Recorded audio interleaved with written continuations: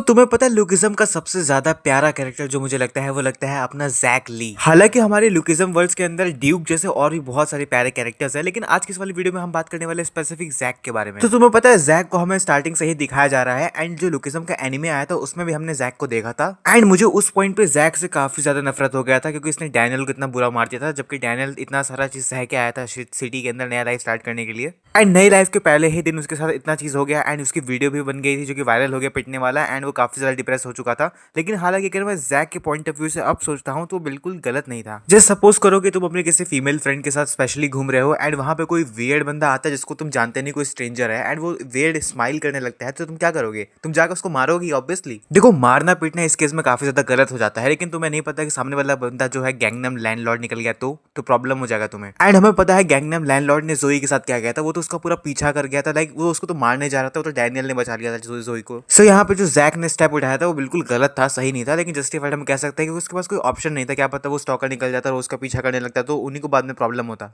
And अगर हम Daniel को भी देखते हैं तो वो भी वहां पे out of character he behave कर रहा था। वो चाह रहा था कि कुछ नया करके दिखाए, एंड नया करने के चक्कर में वो काफी ज्यादा क्रीप लगने लगा। एंड तुम्हें पता है ये सारी चीजें करने के बाद जब यहाँ पे जैक को रियलाइज हुआ कि उसने गलत किया, क्योंकि जो डैनियल है वो ऐसा बंदा नहीं है जैसा वो उसको समझ रहा है, क्रीप। तो जब जैक ली दोबारा से मिलता है अपने ओजी डैनियल से, तो वो उसको एज अ सॉरी तो नहीं बोल सकता, क्योंकि वो स्टार्टिंग में उतना एक्सप्रेसिव नहीं था, उसको शर्म आ रहा था। क्या तो शर्म भी नहीं कह सकते, तो गिल्ट था कि उसने गलत कर दिया डैनियल के साथ। तो सामने सामने तो उसने सॉरी नहीं बोला, बट उसने हल्का फुल्का उसको पंच दिखा सिखाया था जो डैनियल ने मारा भी था। एंड वास्को ने नोटिस कर लिया था कि डैनियल के अंदर कितना ज्यादा पोटेंशियल है। सो हमारा जो जैक है वो दिल का बिल्कुल बुरा नहीं है, दिल से बहुत से स्टार्टिंग से ही वो अच्छा है। बस वो स्टार्टिंग में थोड़ा सा बुली टाइप का था, स्टार्टिंग में था, वो मजाक उड़ा देता था, लेकिन जब से वो डैनियल के साथ दोस्ती किया, वो थोड़ा सा एक्सप्रेसिव बना, तब से वो गलत काम करना बिल्कुल तरीके से छोड़ चुका है। क्योंकि डैनियल के साथ दोस्त बनने के बाद उसको सारी चीजें, सारे पर्सपेक्टिव समझ में आया कि वो जिनको बुली करता है, स्टार्टिंग में हल्का फुल्का भी बुली करते थे तो उनको कैसा लगता है, तो वो ये सब चीजें करना छोड़ दिया। एंड जो डूली था एंड उसके जो दोस्त थे उनको भी करने से मना करता था कि ये सारी चीजें मत क्या करो, बुरी चीजें हैं। And you know what, Jack का जो कैरेक्टर डेवलपमेंट हमें स्टार्टिंग से देखते हुए मिलता हुआ आ रहा है, जो कि मुझे पर्सनली काफी ज्यादा अच्छा लगा कि तुम कैरेक्टर को धीरे धीरे इंप्रूव कर रहे हो, ना कि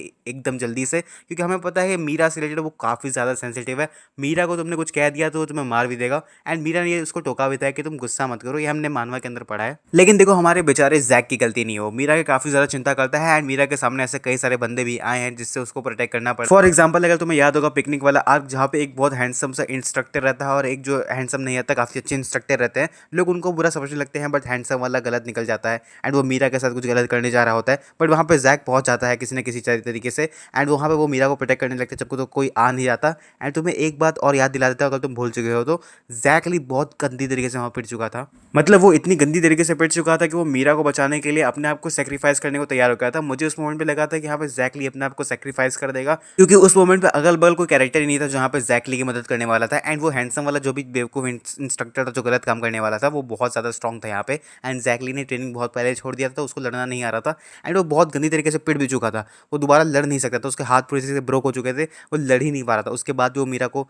बचाने के लिए अपने आप को सेक्रीफाइस करने को रेडी होगा, ये इसलिए मुझे जैक ली काफी ज्यादा अच्छा लगता है। एंड चाहे कोई भी सिचुएशन हो, वास्को की तरह ही जैक ली भी तुम्हारे सामने प्रेजेंट रहता है अगर तुम्हें कोई हेल्प चाहिए होगी तो। ये वाला चीज हमने देखा था जीहू पार्क के केस के अंदर। जीहू पार्क की भी जैक ली ने काफी ज्यादा मदद की थी, हालांकि जीहू पार्क फायदा उठा रहा था, लाइक उसका दिमाग ही अलग लेवल पे चल रहा था। सो इतना ज्यादा प्यारा कैरेक्टर है हमारा जैक, और उसकी पर्सनैलिटी भी काफी अच्छी है। एंड अब अगर हम बात करते हैं उसके फाइटिंग डिटर्मिनेशन को लेकर, तो वो तो नेक्स्ट लेवल पे जाती है। जस्ट इमेजिन करो, तुम बॉक्सिंग करते हुए आ रहे हो बहुत टाइम से, एंड तुम्हारा ही कोई बेस्ट फ्रेंड आता है तुम्हारे सामने, एंड काफी टाइम बाद तुम लोग मिल रहे होते हो रिंग में, वो भी फाइनल राउंड के अंदर, एंड वो तुम्हें पीट के चले जाता है।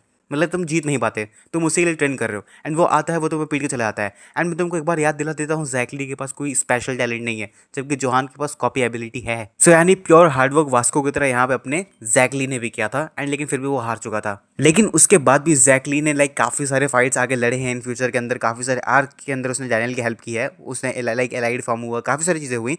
लेकिन उससे पहले वो काफी सारे फाइट्स लड़ा है, एंड वहां पे भी वो हारता ही चला गया।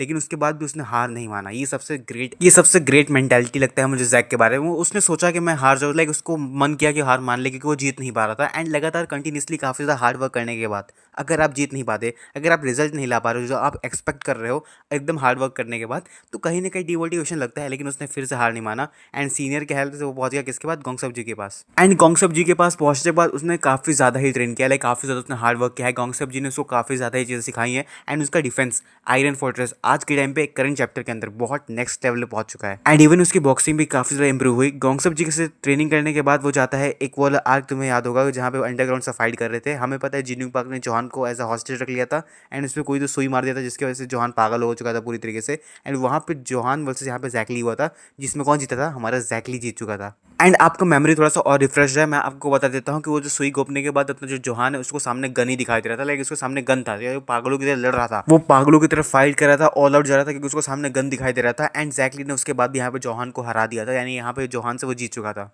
एंड इवन जो हमारा जैकली है वो अपने ओजी डैनियल का भी बेस्ट फ्रेंड है एंड अपने जो बड़ी वाली बॉडी है उसका भी बेस्ट फ्रेंड है, यानी इतना ज्यादा अच्छा नेचर कि दोनों का बेस्ट फ्रेंड बन गया, लेकिन उसको पता नहीं चलता कि दोनों एक ही हैं। वेल ये जोक था जिसको समझ में नहीं आया, मैं यहाँ पे जोक कर रहा था कि उसको कैसे पता चलेगा यार उसको किसी मामूली इंसान के दिमाग में कैसे आने वाला है कि हाँ यहाँ दो बॉडी होंगे। ये तो एकदम फिक्शनल चीज हो गई ना। एक नॉर्मल इंसान थोड़ी सोचेगा कि यहाँ पे दो बॉडी हो सकता है, हमारे पास क्वेस्ट विंडो हो सकता है, ये सारी चीजें नॉर्मल इंसान के माइंड में थोड़ी आएगी। हालांकि जो जैक का सफर रहा है स्टार्टिंग से लेके अभी एंड तक करेंट चैप्टर तक, वो काफी ज्यादा स्ट्रांग बन चुका है, उसने काफी ज्यादा हार का सामना किया एंड काफी लोगों को हराया भी उसने। एंड अभी तक तो हार नहीं रहा, वो आगे लाइक फाइट ही करते हुए चले जा रहा है। हमें जिनरैंग वाले फाइट के अंदर देखा तो वो आया था एंड उसने अकेले ही वाइट वाले बंदे को पेल दिया था। हालांकि उस वाले फाइट के अंदर वास्को एंड मिंजी ने इंटरफेयर कर दिया था। मुझे वास्को से ये उम्मीद नहीं था कि वास्को इंटरफेयर करेगा, लेकिन चलो कोई बात नहीं, इन लोगों ने इंटरफेयर किया। उसके बाद भी यहाँ पे जैक काफी अच्छे से लड़ रहा था एंड कीते गेम के सामने भी उसने काफी अच्छा चीजें दिखाई, लेकिन सामने तो कीते गेम खड़ा है यार।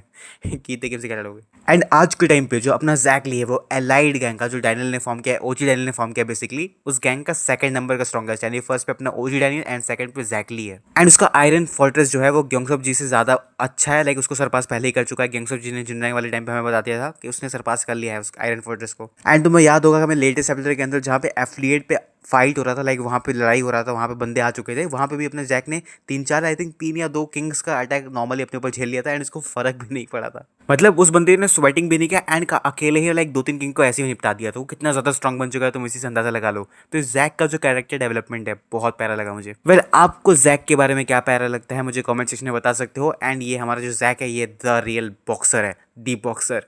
तुम्हें कैसा लगा वीडियो तो मुझे कमेंट सेक्शन में बता सकते हो और रिप्लाई कर सकते हो। एंड अगर चैनल पर हो चैनल को सब्सक्राइब कर लेना, वीडियो पसंद आए तो वीडियो को लाइक कर देना। मिलते नेक्स्ट वीडियो के लिए, सी या बाय।